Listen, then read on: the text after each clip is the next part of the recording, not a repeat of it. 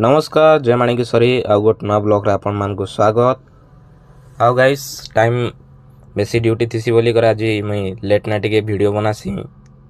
आउ गाइस एटा मुई साइट रू एका एटा मार्केट जीवा थीसी बेले नु साइट रू बाहरी पड़सु मार्केट अभिमुखे। आउ एटा पहुंची जेसु वेस्टर्न मार्ट जेतु इस्तिनु राशन सामान खाली नेबार थीसी बेले अरे गाइस इति सब प्रकार सामान मिलसी।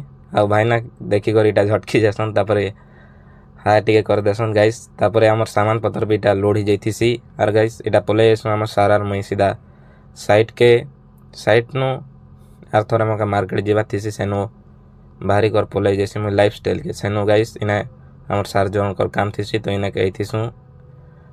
आउ गाइस सोफा सेट आ सब फर्नीचर सामान इति नया काट हमर जैसी तो इतिनु गाइस अच्छी करी हमर ब्लॉग एतिनु समाप्त हैला।